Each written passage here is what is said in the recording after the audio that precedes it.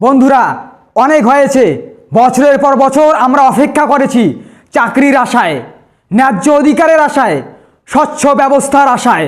আজ প্রশ্ন একটাই, আমাদের ভবিষ্যৎ নিয়ে খেলা হবে আর আমরা চুপ থাকব না। যুবকরা আর চুপ নয়। যে প্রজন্ম দেশের শক্তি, যে প্রজন্ম প্রযুক্তি জানে, শিক্ষিত, পরিশ্রমী, তাদের যদি অবহেলা করা হয় তাহলে সেই অবহেলায় একদিন ইতিহাস বদলে দেবে। আমরা ভিক্ষা চাই না, আমরা দয়া চাই না, আমরা চাই অধিকার, যোগ্যতার সম্মান চাই, স্বচ্ছ নিয়োগ চাই, পরিশ্রমের মূল্য চাই। আজকের যুবক ভাঙবে না, আজকের যুবক থামবে না, আজকের যুবক প্রশ্ন করবে, কারণ প্রশ্ন করাই গণতন্ত্রের শক্তি। মনে রাখবে, আগুন জ্বলে ওঠে তখনই যখন অন্যায়ের সীমা ছাড়িয়ে যায়। আর আজকের যুব সমাজ সেই আগুন, যা আলো দিতে পারে আবার বদলও আনতে পারে।